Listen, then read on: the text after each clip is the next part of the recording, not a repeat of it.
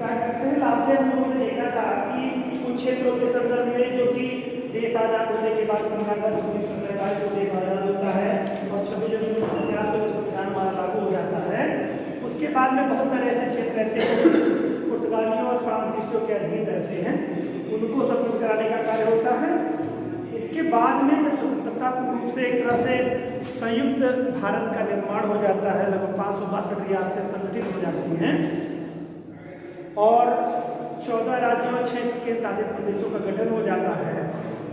जैसा कि आप लोगों ने देखा, भाषा आयोग का भी गठन किया जाता है। उसके आधार पर 1956 में भाषा आयोग ने जो अपना निर्णय लिया था, यानी कि उसके पहले जो 14 राज्यों का निर्माण किया और 6 केंद्र शासित प्रदेशों का, उसके बाद में क्षेत्रीय स्तर पर जो क्षेत्रीय भाषाएं थी उनकी प्रखरता के आधार पर आपने देखा आंध्र प्रदेश का पहला भाषाई राज्य गठन किया गया। इसके बाद समय समय के आधार पर बहुत सारे क्षेत्रों में बहुत सारे लोगों ने अपनी भाषा के आधार पर, क्षेत्रता विविधता के आधार पर बहुत सारे डिमांड करने लगे लोग। उसके आधार पर सरकारों ने अपने अपने निर्णय लिए, बहुत सारी चीज़ें की। आगे किस क्रम में हम लोग यही क्रम देख रहे हैं आप लोगों को। आइए आप उसके आगे कंटिन्यू करते हैं। भारत की इकाइयों में हम लोगों ने देखा था, मुझे लगता है इसमें हो चुके थे हम लोगों के, लोगों ने लिख दिया था 14 राज्य और 6 केंद्र शासित प्रदेशों का गठन किया गया। कुछ याद हुआ है? 28 राज्य और 8 केंद्र शासित प्रदेश, ये फाइलें हम लोग वहाँ तक पहुँच चुके थे। लगभग वर्तमान जो स्वरूप है उस पर हम लोग आ गए थे। ठीक है, आइए इसी के आगे कुछ कंटिन्यू करते हैं। 1991 में 1991 में इस समय आप देख रहे हैं यूक्रेन और रसिया परम चरम स्थिति में पहुंच गया है। ये हम लोगों का मतलब हम लोगों का मतलब क्या विश्व एक तरह से दो घड़ों में बटा हुआ है।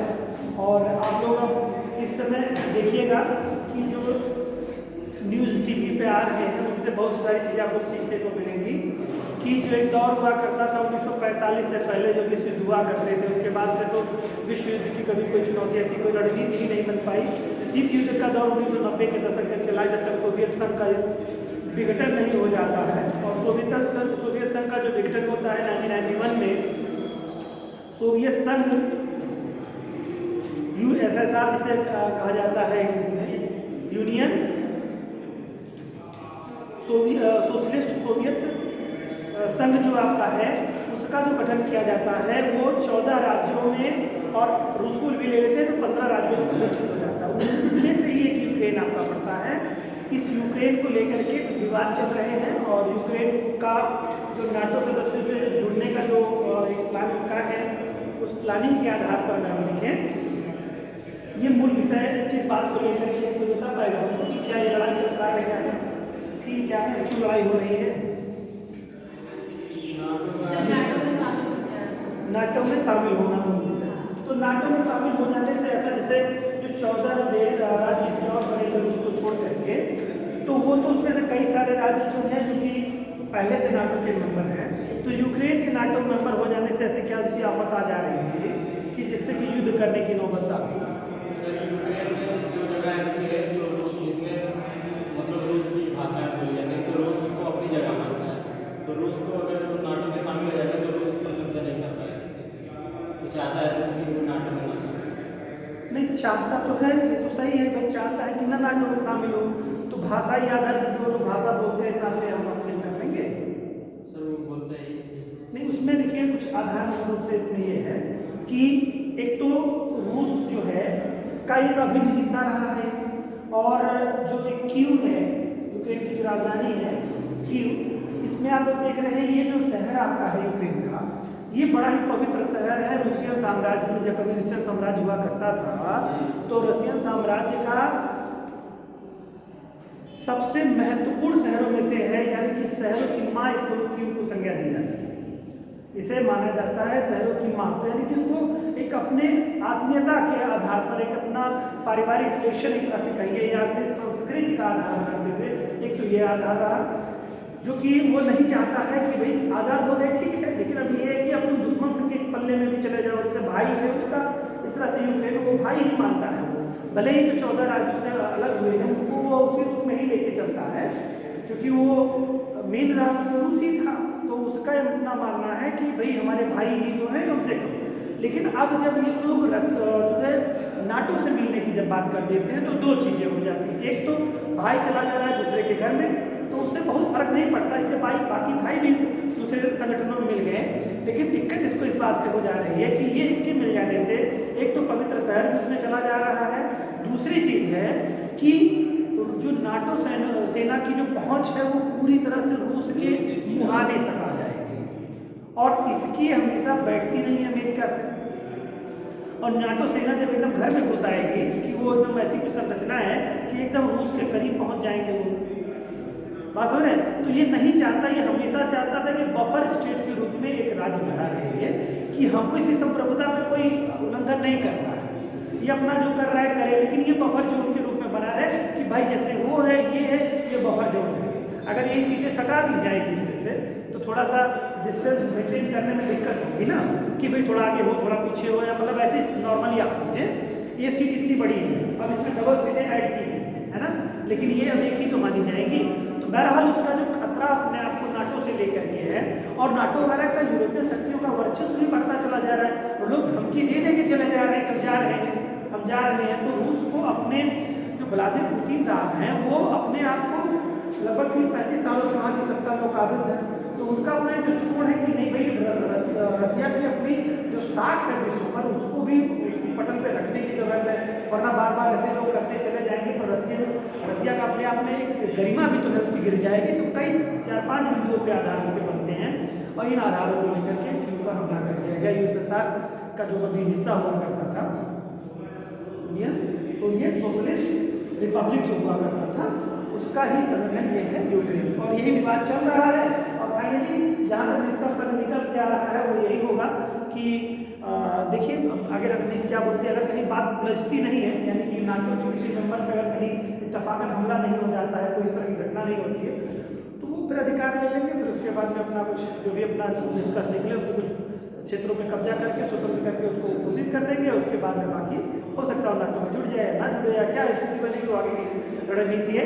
लेकिन नाटो ना तो उससे उलझना चाह रही है और ना ही नाटो से वो उलझना चाह रहा है, दोनों दूसरे से उलझना नहीं चाह रहे, लेकिन दोनों अपनी अकड़ बताए हुए चाह रहा है कि विश्व समुदाय बाकी जो लोग हैं वो लोग देखें भाई नाटो में 30 ही देश हैं, बाकी अगर उसकी बात करें तो देखिए जो आपकी समिट चली और यूनाइटेड नेशन की जो बैठक हुई उसमें देखा आप लोगों ने कि 11 सदस्यों ने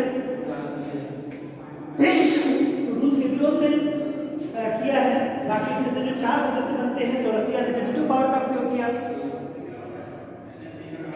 चीन की बात करेंगे तो उसने समर्थन कर दिया, भारत ने अपना मतदान ही नहीं किया, भारत इस पर अपना स्टैंड ही नहीं कोई जाकर किया कि भाई हमको नुकसान है फायदा है या हम पक्ष में है।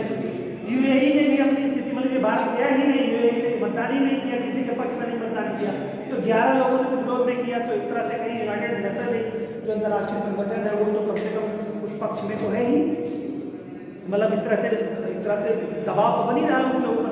लेकिन आगे की रणनीति क्या होती है, कैसे होती है, अगर कहीं नाटो के सदस्यों ने के ऊपर किसी राष्ट्र के ऊपर हमला हो गया किन्हीं कारणों से, तो स्थिति विश्व युद्ध के रूप में परिवर्तित होने की चांसेस बन जाएंगे, और अगर ऐसा नहीं होता है तो प्रॉबिलिटी बिल्कुल नहीं है, ऐसे ही हो जाएगा। ये जो बहुत प्रभावशाली बहुत ताकतवर लोग जो होते हैं, राष्ट्र जो होते हैं, उनके साथ एक सामान्य सी स्थिति बनी रही है। आइए बराबर हम लोग अपने देश के बारे में देखते हैं और चीज़ों के बारे में जानते हैं। 1991 में संघ शासित क्षेत्र दिल्ली, 1991 में संघ शासित क्षेत्र दिल्ली का नाम बदलकर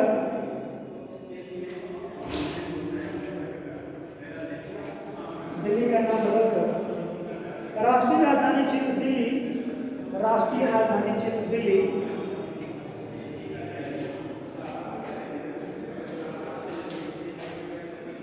कर दिया गया।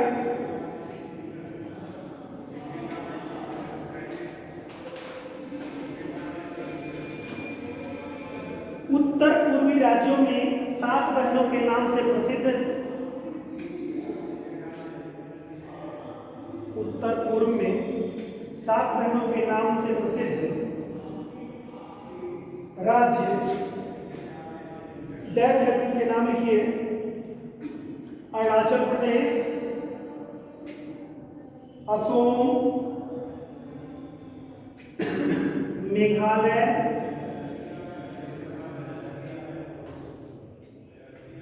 मणिपुर, मिजोरम, नागालैंड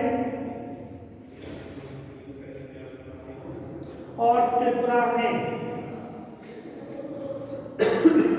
ये 7 सिस्टर्स में आप ध्यान दीजिएगा।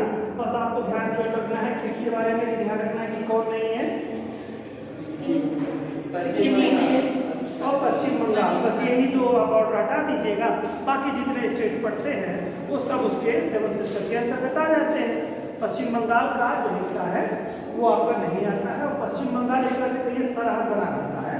जैसे आपने देखा होगा दार्जिलिंग का नाम सुने हैं ना, तो पश्चिम बंगाल का हिस्सा दार्जिलिंग का हिस्सा कुछ ऐसे लोगों के ऊपर चला जाता है, उसके बाद सिक्किम बनता है। दार्जिलिंग का हिस्सा देखिए आप लोग मैप में देखिएगा जरा, मैप में आप देखिए तो जैसे ऐसे कुछ ऐसे ऐसे निकल के आ जाते हैं, ऐसे ऐसे कविता आपका, और यहाँ पर भी आपके ऐसे होता है। ये वाला हिस्सा कौन सा, सिक्किम वाला हिस्सा, ठीक है। और यहाँ पर पतला होता है काफी, यहाँ पर ठीक है, ऐसे हिस्सा सिक्किम वाला हो जाता है, यही निकल जाता है दार्जिलिंग वाला हिस्सा। तो एक तरह से कहिए 7 सिस्टर से अलग करने वाला जो नाम हो जाता है वो क्या, पश्चिम बंगाल, ठीक है। पश्चिम बंगाल बाकी 7 सिस्टर्स को अलग कर देता है। और यहाँ पर सिक्किम को जरूरत नहीं, सिक्किम ऊपर ही है, दार्जिलिंग है उसको काट देता है। पश्चिम बंगाल का पतला सा हिस्सा, ये बड़ा सकरा सा हिस्सा आपको मैप में दिखेगा, ठीक है, तो उससे निकल जाता है। तो 7 सिस्टर को बांटने वाला राज्य जो है एक तरह से पूर्वोत्तर भारत को अलग करने वाला जो स्टेट पड़ जाता है वो पश्चिम बंगाल ही आता है, ठीक है।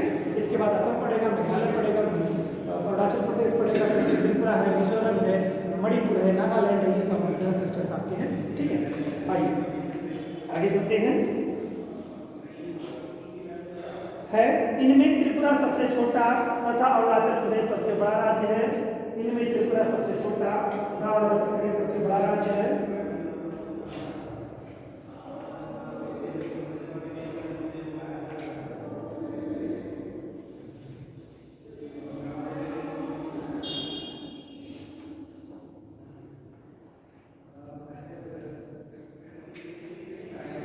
असोम की सीमा 7 राज्यों, असोम की सीमा 7 राज्यों,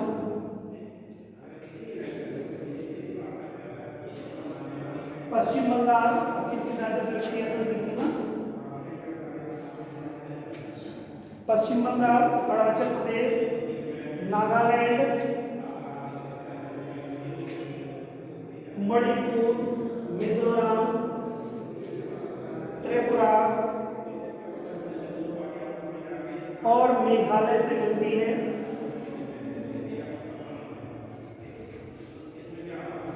तो सारे बड़े बड़े स्टेट जो हैं वो सभी मिल जा रहे हैं।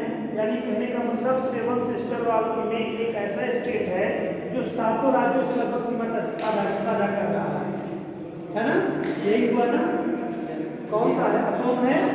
अब वो क्या कर रहा है, एक को छोड़ रहा है नागालैंड को, और बाकी को जो है सबको इसी में इंक्लूड कर ले रहा है। आपका किसको जो इंक्लूड कर, पश्चिम बंगाल भी इसमें आ जा रहे हैं, ठीक है, नागालैंड भी है, मणिपुर भी है, मिजोरम है, त्रिपुरा है, ठीक है, ये सारे स्टेट इसमें आपको मिल जाते हैं। आगे है, यानी कि कहने का मतलब है कि अपने 6 पड़ोसियों से टच करता है, और एक गैर जो पड़ोसी है उनसे भी टच कर जाता है। 7 से टच करने का मतलब क्या, 7 सिस्टर पश्चिम बंगाल के बाद 7 सिस्टर है ही, 7 ही राज्य हैं, तो इसमें कोई भी एक राज्य छूटता नहीं है। 6 राज्य मतलब वहाँ के, मतलब अपने 6 जो राज्य हैं उसके, अरे भाई 6 राज्य उसके जो अरुणाचल प्रदेश है, असम है, अगर पूरे 7 सिस्टर की बात कर रहा हूँ, अरुणाचल प्रदेश है, असम है, मेघालय है, नागालैंड है, मणिपुर है, त्रिपुरा है, मिजोरम है, ये जो 7 सिस्टर है उनमें से असम जो राज्य है बाकी 6 से तो अपनी सीमाएं साझा कर रहा है, पश्चिम बंगाल से भी अपनी सीमा साझा कर रहा है। तो इस तरह से 7 राज्य इसके हो जाते हैं कि जिनसे सीमा साझा करने वाला राज्य हो जा रहा है। तो 7 सिस्टर में यही ऐसा स्टेट है जो 7 राज्यों से सीमा साझा करता है, और इसकी अपनी एक खासियत हो गया है, ठीक है। और सबसे बड़ा राज्य जो है अरुणाचल प्रदेश हो गया, सबसे छोटा राज्य त्रिपुरा, ठीक है। असोम, भूटान तथा बांग्लादेश की सीमाओं से, असोम, भूटान तथा बांग्लादेश की सीमाओं से और मिजोरम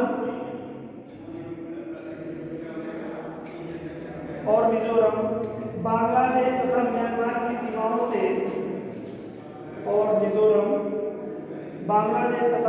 की सीमाओं से लगा है।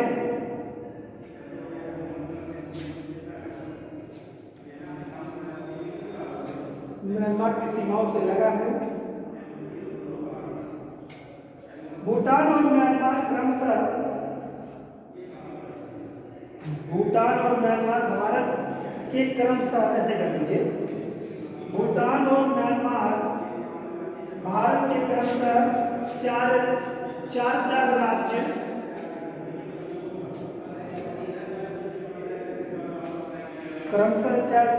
यहाँ पे पहले भूटान को 4 राज्यों से टच करा रहा है, यानी कि सीमाएं बता रहा है कि 3 राज्यों से जुड़ी हुई है, तो 4 राज्य से आपका भूटान भी जुड़ा हुआ है और 4 राज्यों से कौन राज्य बता रहा है, म्यांमार भी जुड़ा हुआ है। तो भूटान से कौन कौन हो जाएगा भाई, पहला का राज्य बताओ जरा,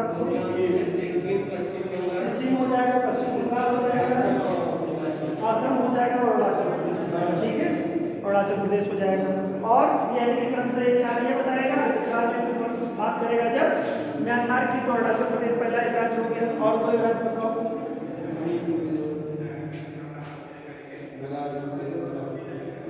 कितने राज्य बता दिया भाई, 4 ही है, कितना बता दिया,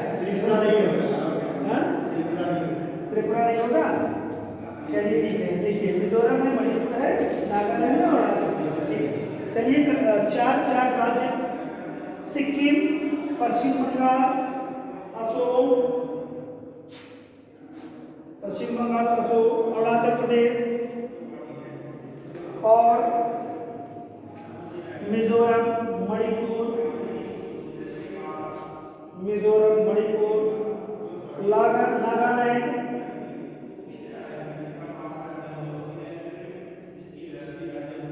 एवं अरुणाचल प्रदेश सीमा बनाते हैं।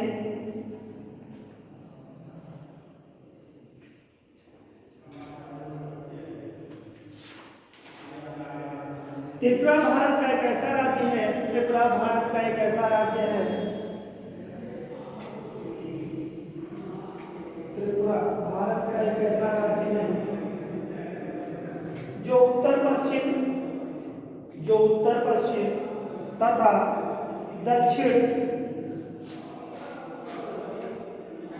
उत्तर, ऐसे कर लीजिए, उत्तर कामा पश्चिम तथा दक्षिण, उत्तर पश्चिम दक्षिण, ये 3 तरफ से क्या है, इसकी क्या खासियत है कि बांग्लादेश से घिरा हुआ है, सीमा से कवर किया हुआ है। तो त्रिपुरा भारत का एक ऐसा राज्य है जो उत्तर पश्चिम तथा दक्षिण 3 ओर से बांग्लादेश से घिरा हुआ है, 3 ओर से बांग्लादेश से घिरा हुआ है।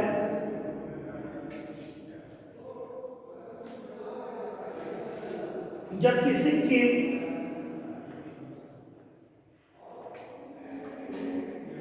तीन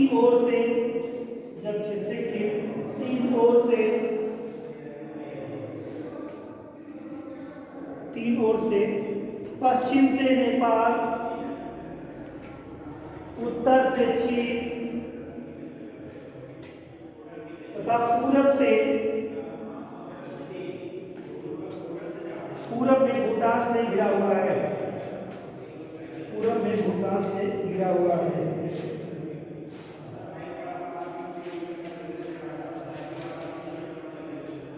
देखिए जनगणना की बात तो हो नहीं रही है, तो थोड़ी सी जनगणना के संदर्भ में भी हम लोगों को तथ्यों को देख लेना चाहिए, हो सकता है क्वेश्चन इधर से बन जाए आपको। तो कुछ इंपॉर्टेंट चीज जनगणना के बारे में भारत के नोट कर लेते हैं। देख लीजिए, इंडियन सेंसस कर सकते हैं, भारतीय जनगणना, ठीक है, के महत्वपूर्ण इंपॉर्टेंट फैक्ट्स क्या है, तथ्यों को हम लोग देख लेते हैं। जनगणना की महत्वपूर्ण तथ्य, भारत की 2011 की जनगणना की महत्वपूर्ण फैक्ट भी कर सकते हैं आप उसको। देखिए, भारत की जनगणना का आधार जनसंख्या की संरचना है। भारत की जनगणना का आधार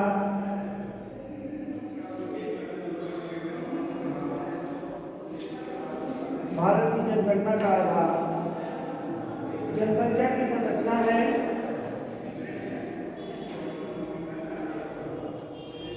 जनसंख्या की संरचना से अर्थ जनसंख्या की संरचना से है, जनसंख्या के ढांचे से है का जनसंख्या के ढांचे से है, अर्थात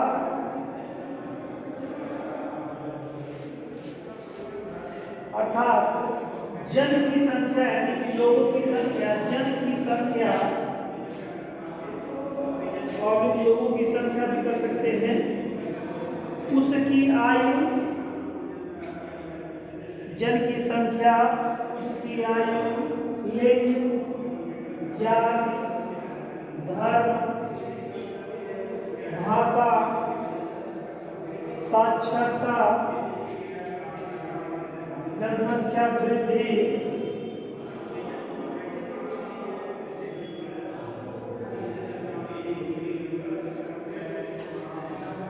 जनसंख्या वृद्धि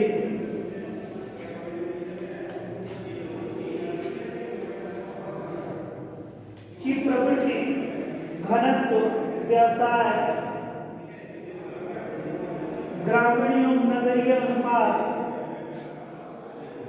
आदि से है।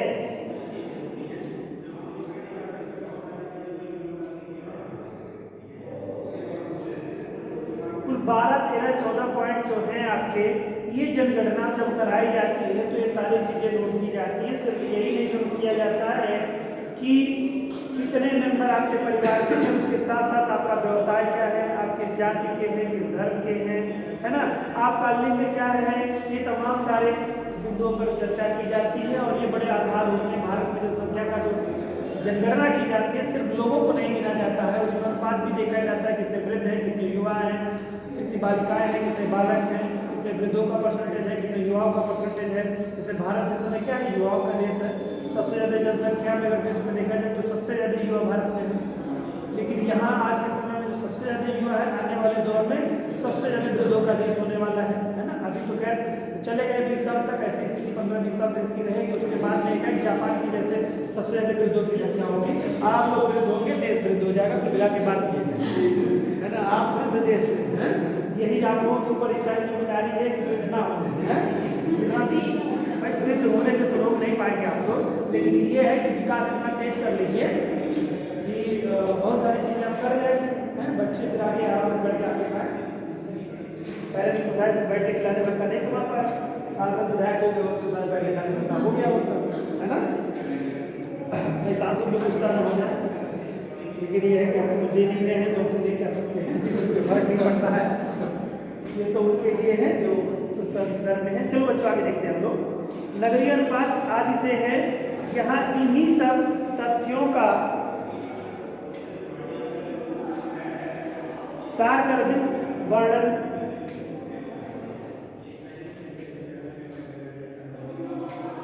कर रहे हैं हम लोग, या किया जा रहा है, ऐसे सेंस आप कर सकते हैं। मतलब हम लोग डिस्प्ले करने चल रहे हैं तो किया जा रहा है, हम लोग करने जा रहे हैं, ऐसे से लीजिएगा। किया गया है ऐसे कर सकते हैं।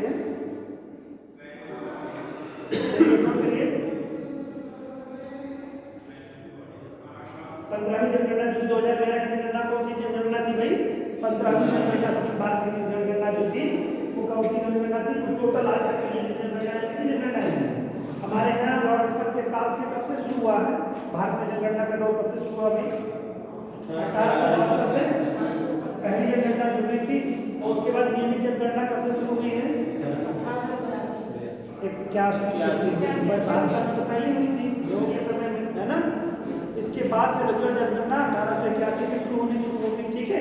81 से लेकर के कंटिन्यूअसली आपकी जनगणनाएं होती चली आ रही है, ठीक।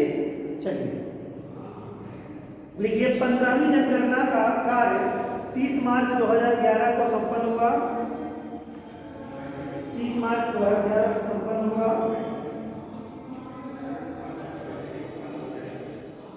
और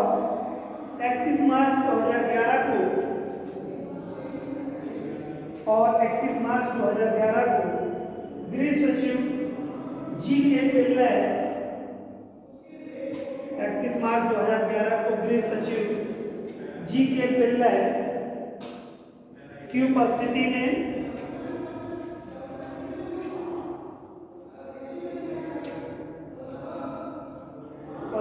महापंजीयक महापंजीयक व जनगणना आयुक्त, महापंजीयक एवं जनगणना आयुक्त सी चंद्रमौली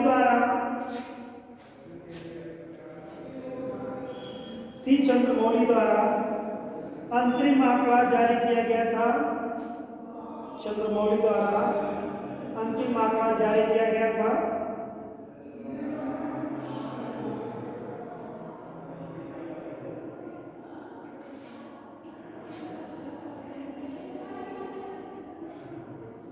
अंतिम आंकड़ा जारी होने के लगभग 2 वर्ष बाद, अंतिम आंकड़ा जारी होने के लगभग 2 वर्ष बाद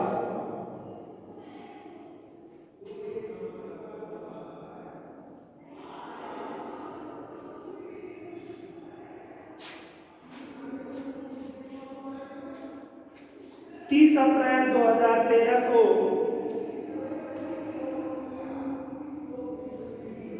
आप लोगों ने पहले क्या लिखा है? अंतिम आंकड़ा लिखा है कि अंतरिम आंकड़ा लिखा है? अंतरिम कर लीजिए उसको। 2013 में क्या अंतरिम आंकड़ा जारी, उसको अंतिम को अंतरिम कर लीजिए। अंतिम आंकड़ा जारी किया गया था। अब अंतिम आंकड़ा फाइनल 2 साल बाद 30 अप्रैल को जारी कर दिया जाता है। ठीक है, 30 अप्रैल लगभग 2 वर्ष बाद 30 अप्रैल 2013 को अंतिम आंकड़े, अंतरिम मतलब होता है प्रोविंशियल डाटा, ठीक है, और यहाँ पर होता है फाइनली डाटा हो जाएगा। ठीक है, वो प्रोविंशियल डाटा है, ये फाइनली डाटा माना जाएगा। तो अंतरिम आंकड़े जारी किए गए थे सी चंद्रमौली साहब के द्वारा।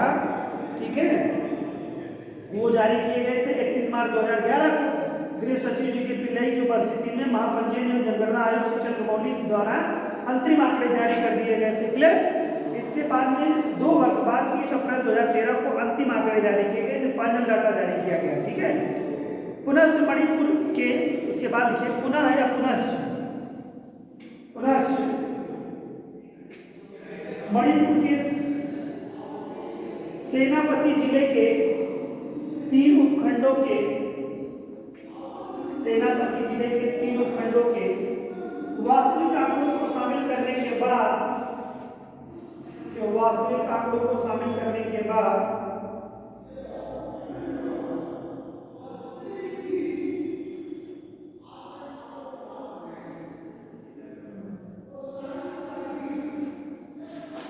सात जनवरी 2014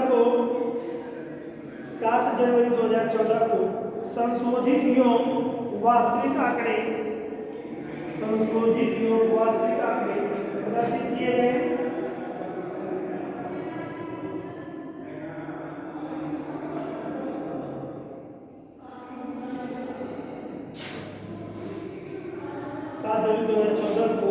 संशोधित एवं वास्तविक आंकड़े प्रकाशित किए गए। अब ये क्या थे उसके बारे में लिखिए डैश करके। अब एक एक डिटेल हम लोग करते हैं कि एक पॉइंट को, एक एक बिंदु जो यहाँ के होंगे आपको थोड़ा इंटरेस्ट होना चाहिए, क्योंकि अब क्वेश्चन जो बनेगा, क्योंकि आपको इस बार की जब गणना हुई नहीं, ठीक, तो अब क्वेश्चन वहीं से उठाएगा, है ना, तो बन जाती है, प्रोबेबिलिटी थोड़ी बढ़ जाती है। ठीक है, तो चांसेज है तक तो थोड़े याद रखिएगा। लिखिए आगे, जनगणना 2011 के अनुसार, अब एक पॉइंट स्टेप चेंज कर करते हैं। 2011 के अनुसार सर्वाधिक जनसंख्या वृद्धि वाले 2 जिले, सर्वाधिक जनसंख्या वृद्धि वाले क्रमशः 2 जिले, नंबर 1 अरुणाचल प्रदेश, अभी जिले लिखिएगा, तो राज्य भी लिख लीजिए। क्वेश्चन अगर पूछेगा कि किस राज्य के सबसे ज्यादा जनसंख्या वाले हैं, तो राज्य भी वहां मेंशन कर दीजिएगा, और पर्टिकुलर जब जिला पूछेगा तो जिला आपको बताना पड़ेगा। उसमें हो सकता है ब्रैकेट आपको दे दे स्टेट, तो आपको स्टेट पता होना चाहिए। जिले कौन से जान पाएंगे आप? 700-800 जिले कहाँ से आप जान पाएंगे कौन सा जिला है ना, तो किस राज्य का है जिला, वो भी साथ में आपको राज्य लिखना पड़ेगा। तो अरुणाचल प्रदेश इस ब्रैकेट, जिले का नाम लिखिए, या राज्य को आप ब्रैकेट में लिख लीजिए, पहले जिले का ही नाम लिख लीजिए। चलिए जिले का ही नाम लिख लीजिए, सब कुछ जिला का हुआ है तो जिले का ही नाम लिखिए पहले। कुरंग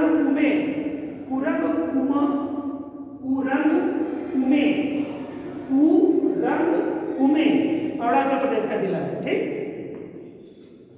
नेक्स्ट है आपका तथा, या दूसरा नंबर कर सकते हैं यमन किसका है? अभी हम लोगों ने बात की थी उस दिन, पुदुचेरी का डिस्ट्रिक्ट है ना, किस राज्य में पड़ता है भाई? माहे में कहाँ है? अरे यार आप लोग तो पूरा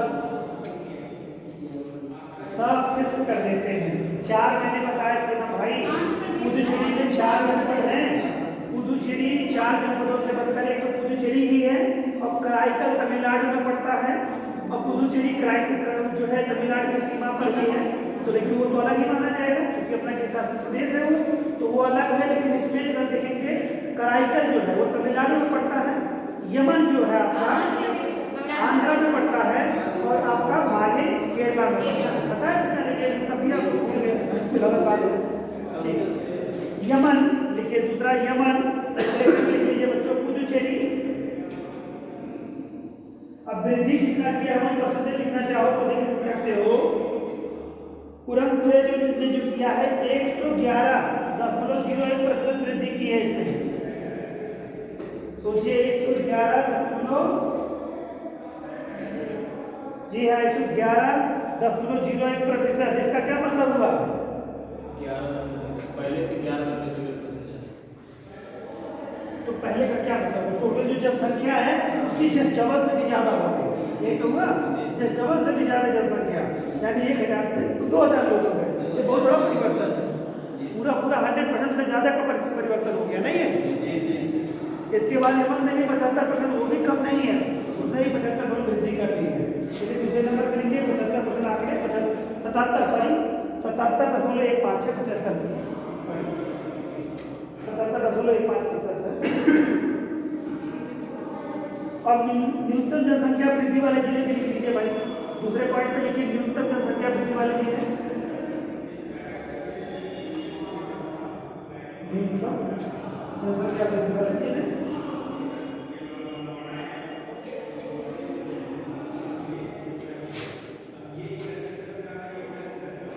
इसमें कर लीजिए। पहला जिला आपका है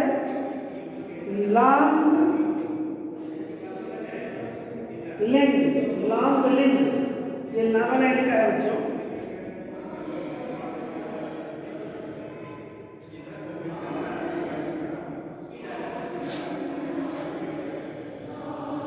लॉन्गलैंड, इसकी जो वृद्धि हुई ब्रैकेट को 2 जिले हैं, एक किफरे भी है, लेकिन किफरे इसी का है, तो पहले दोनों को लिख लीजिए।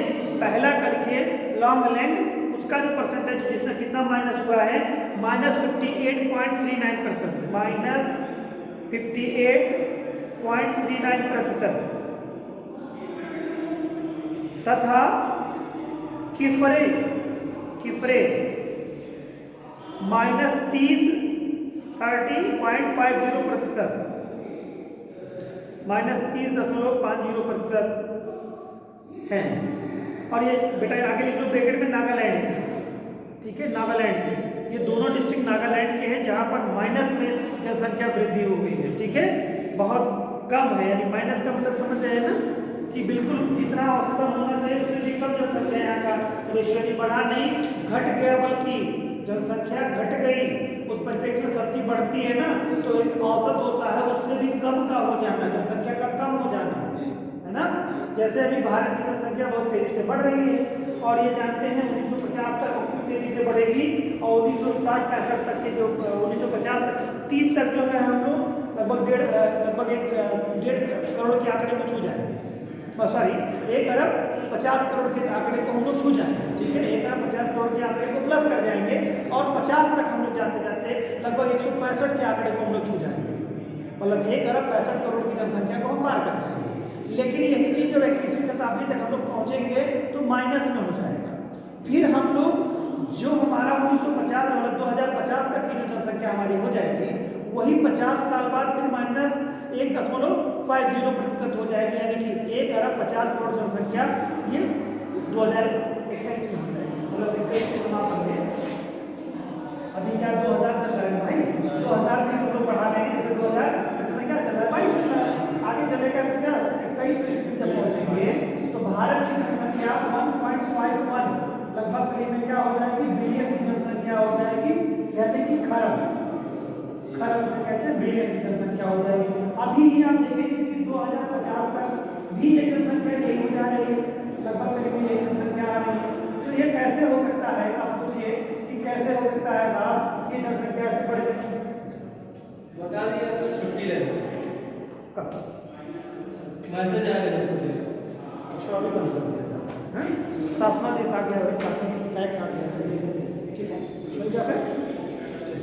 कोई इलेक्ट्रॉनिक डिवाइस है, यही फैक्स है, एक्सेप्ट।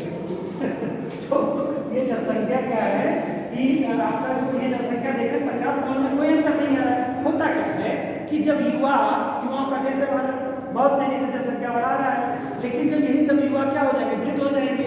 अगर मान लो 50% जनसंख्या 60% जनसंख्या इसमें युवा है, तो अगले 30 साल बाद ये सारे 50% जनसंख्या के लोग वृद्ध हो जाएंगे और बाकी 50% में युवा और बच्चे दोनों शामिल हो जाएंगे।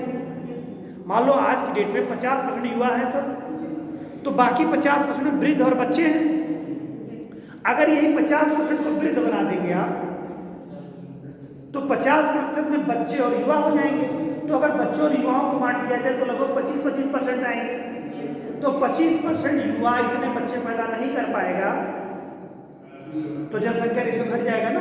अभी का क्या है, जो 50% लोग हैं वो सभी बच्चे पैदा करेंगे, इस नाते जनसंख्या बढ़ेगी। और यही जो 50% लोग वृद्ध हो जाएंगे, तो बाकी 50% में बच्चे और वृद्ध दोनों हो जाएंगे। तो बच्चे पे चले जाएंगे, बच्चे और युवा दोनों हो जाएंगे, सॉरी। तो युवा तो बच्चे पैदा करेगा, लेकिन जो बच्चे हैं वो नहीं करेंगे, तो इस नाते जनसंख्या घटेगी।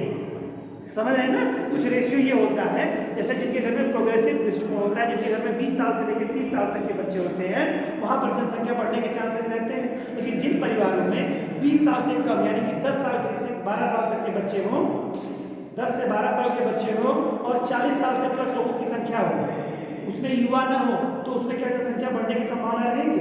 नहीं बढ़ेगी ना। तो वही कुछ समीकरण आपको समझने की जरूरत है। ये समीकरण की स्थिति आ जाएगी तो जनसंख्या बढ़ ही नहीं सकती है, क्योंकि जो जिसके 12 साल के बच्चे हैं उनको अगले 10 साल बाद जो युवा होंगे फिर ही उनका कुछ होना है, और जो 40 साल प्लस हो गए हैं उनके तो बच्चे पैदा ही नहीं होंगे, क्योंकि बच्चे पहले से हो चुके हैं। ठीक है, तो ये स्थिति बनेगी, भारत की भी स्थिति यही होगी। तो ये डिक्रीज करके माइनस में आ जाएगी, जनसंख्या माइनस में हो जाएगी। ये इस तरह का कुछ समीकरण बनता है, ये आपको समझने की जरूरत है, वरना आप सोचेंगे हाउ कैन पॉसिबल, ऐसे कैसे हो सकता है। तो ये पॉसिबल इसी रूप में हो जाता है। ठीक है, माइनस का रेशियो जो जा रहा है बच्चों, वो माइनस का रेशियो किस आधार पे आ रहा है? इसी आधार पर माइनस का रेशियो आ जाता है, जो संख्या था उससे मतलब हाँ, उससे निकल जाते घट जाती है, जो जनसंख्या कुछ साल पहले थी चली जाएगी। ओके ओके, आइए देखिए बेटा, अगला है भारत के 2 सर्वाधिक वृद्धि दर वाले राज्य। भारत के दो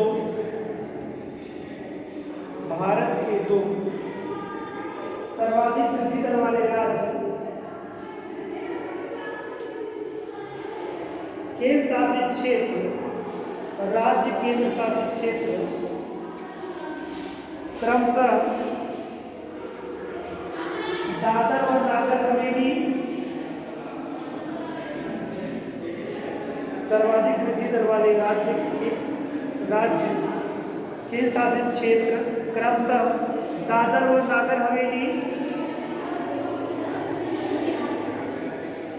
केंद्र शासित प्रदेशों की बात कर रहा है कि सबसे जनसंख्या किसकी बढ़ रही है, तो इनकी हो रही है। इनका है 55.59%, 55.59%, इनका 59.5% बढ़ रहा है, वृद्धि हो रही है। और दमन और दीव है इसके अलावा, और दमन और दीव जिनका 53.8% है,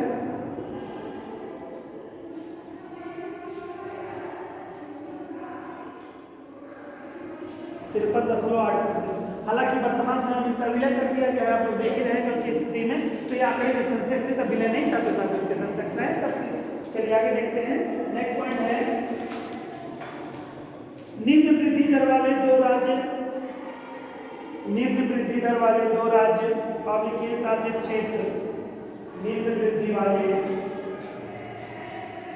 दर वाले 2 राज्य और केंद्र शासित क्षेत्र क्रमशः नागालैंड -0.6%, -0.6%। और केरल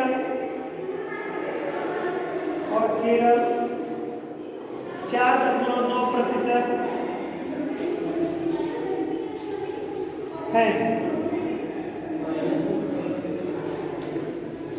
ठीक है, अब देखिए वृद्धि दर वाले जो सबसे ज्यादा वृद्धि करते हैं जनसंख्या में, ये रेशियो देखना है आपको, वृद्धि कौन कर रहा है। तो नोट करिए अगला पॉइंट, देश में सर्वाधिक जनसंख्या वाले 2 जिलों के नाम।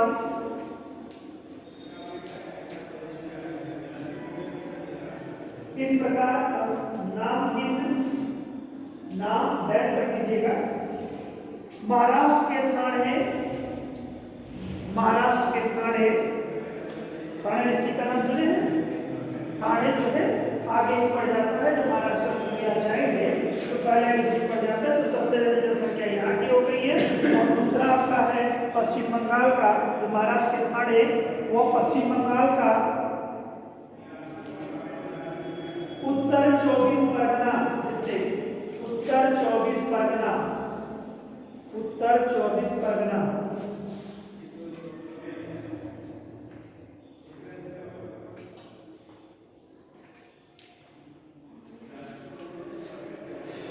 नेक्स्ट है बेटा परगना है।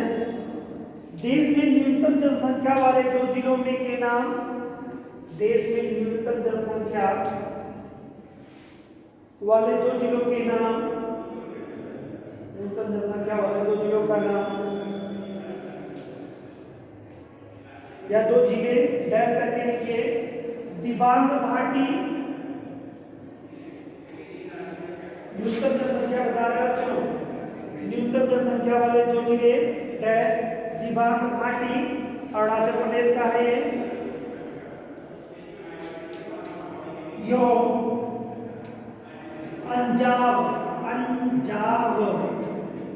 अंजाव ये भी अरुणाचल प्रदेश का ही है। तो 2 जिले अरुणाचल प्रदेश के हैं, जनसंख्या वृद्धि सबसे कम वाली है। ये कुछ आंकड़े आते हैं। इसके अलावा अच्छा, कौन सा राज्य ऐसा है जिसके सर्वाधिक डिस्ट्रिक्ट है? किस राज्य के?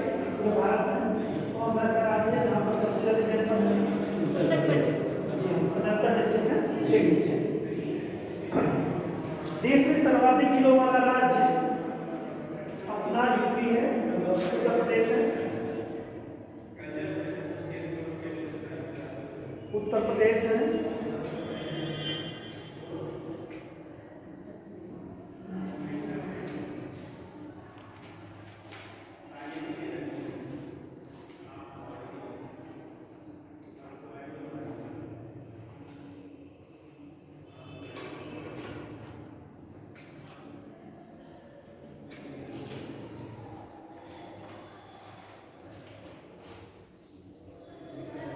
देश में नेक्स्ट पॉइंट किया बच्चों, देश में इस दशक में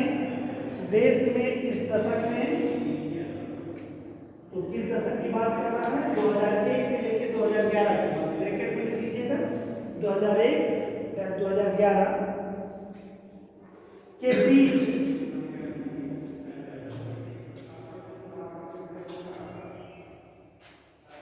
इन ब्रैकेट लिखिए।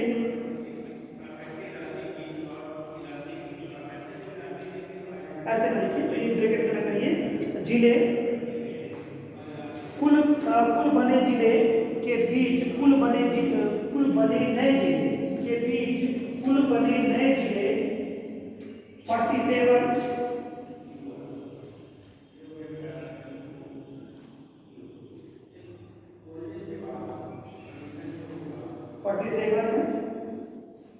पहले क्या थे? पहले जब जिलों की संख्या थी कि बहुत ही महत्वपूर्ण है, देश में कितने जिले हैं आपके, ये आपको मालूम होना चाहिए ना। वर्तमान में कितने जिले हैं आपके?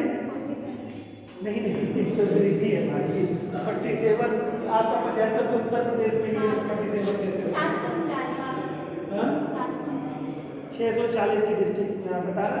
नए आंकड़े ग्रेजुएशन से पढ़े हैं। 640 आंकड़े जो आपके बता रहे हैं, उन आंकड़ों के आधार पर देखेंगे, क्योंकि ये बात 2011 तक की हो रही है और आपका क्या चल रहा है? 2022 चल रहा है। तो तो आंकड़े तो बिल्कुल बढ़ गए हैं, लेकिन वो आंकड़े जो सेंसेक्स बता रहा है उसको आपको देखना है, फिर वर्तमान में अगर पूछता है तो आपको देखना है। पहले उस आंकड़े के हिसाब से, क्योंकि देखिए ये जो चंद्रमौली साहब की दिशा में जो रिपोर्ट जारी की गई ये उसके तथ्य हैं, और तथ्यों को हमको बताया ना उन तथ्यों के आधार पर, अगर वो कुछ और चीज पूछेगा तो वहाँ पर हमको जवाब उसको। चलिए, तो क्या है 2011 के बीच कुल बने नए जिले 47 हैं, ठीक, ब्रैकेट में लिखिएगा पहले 593 थे 2001 में, मतलब आंकड़ा ये बनेगा 2001 जान लीजिएगा, चूंकि पहले लिख दिए 2001 से 11 के बीच में, तो पहले आप समझ लीजिएगा 593 थे और 11 में 640 हो गए, ठीक है, 593-640 जिले, तो आप यहाँ से माइनस करेंगे 640 में से 593, तो आपको 47 डिस्ट्रिक्ट मिलेंगे, ठीक, ये होगी।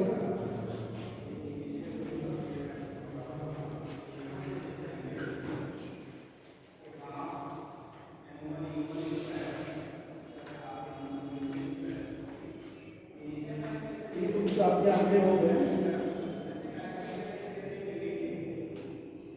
चलिए लिंगानुपात वगैरह भी लिख लीजिए। देखिए सर्वाधिक लिंगानुपात, एक एक पॉइंट ऐसे करते जाएगा। सर्वाधिक लिंगानुपात जानते ही हैं केरल में है, कितने का लिंगानुपात है ये बता दीजिए केरल का। लिंगानुपात तो सभी जानते हैं कितना है। अरे नहीं भाई, वो तो उनका लिंगानुपात मतलब वहाँ पर फर्टिलिटी जो है, मतलब एक तरह से कई लड़कियों की संख्या 84 है, ठीक है। देखिए लिंगानुपात में केरल सर्वाधिक लिंगानुपात केरल का है 1084, ठीक है, 1084। और सबसे कम लिंगानुपात कहाँ का है भाई?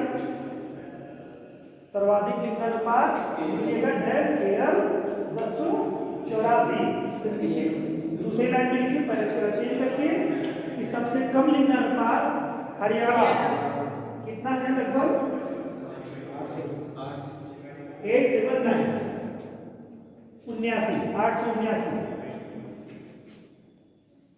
अगला है सर्वाधिक केंद्रशासित लिंगानुपात। सर्वाधिक केंद्रशासित लिंगानुपात किसका हो सकता है? नहीं, पुदुचेरी का है 1037। पुदुचेरी 1037।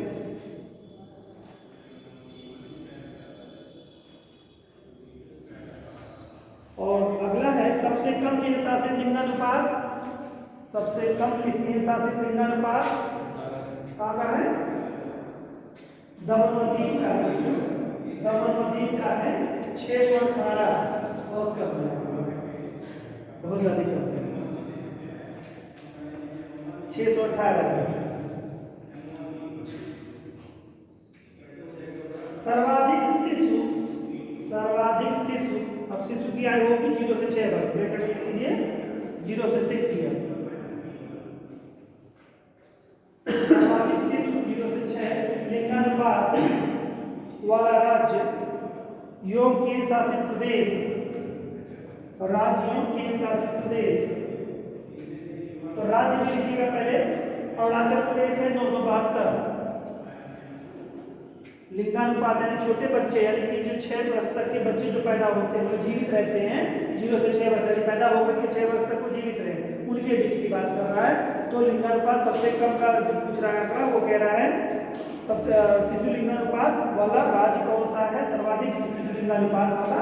तो पहला अरुणाचल प्रदेश 972 है बेटा, और केंद्र शासित प्रदेश कह रहा है अंडमान निकोबार द्वीप समूह का और 968। क्योंकि यहाँ दो पूछा है, केंद्र शासित प्रदेश और राज्य दोनों पूछा है, तो राज्य में देखेंगे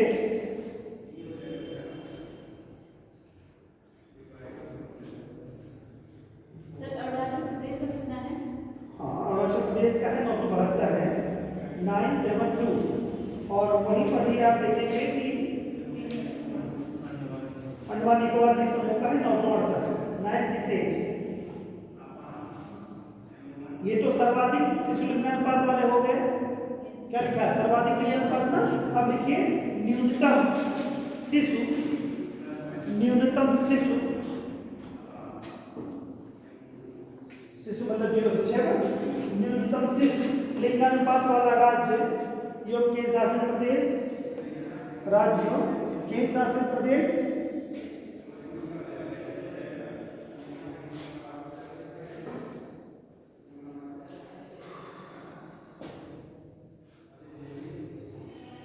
क्रमशः हरियाणा 834, हरियाणा 834, दिल्ली 871, हरियाणा 834, दिल्ली 871। तो ये तो कुछ थे आपके सेंसस से रिलेटेड जो कि आपके लिए इम्पोर्टेंट है। ये टॉपिक हम लोगों का कंप्लीट हो गया है यूनिवर्सिटी का। और अब हम लोग जनगणना के आगे जो एक तथ्य होंगे उनको देखेंगे, इसके बाद के आगे कुछ करना चलेंगे। ठीक है, तो क्लासेस तो शायद संभवतः बंद कर दी गई हैं। अब सूचना जो है आपको उस क्लासेस के बाद में मिलेगी। मिलते हैं नेक्स्ट क्लास में, तब तक के लिए एंजॉय करिए।